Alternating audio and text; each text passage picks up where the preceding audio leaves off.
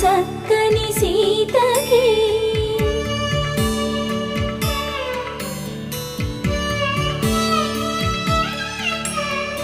ఎర్ర జాబిలి చేయి రాముడేడని అడుగుతుంటే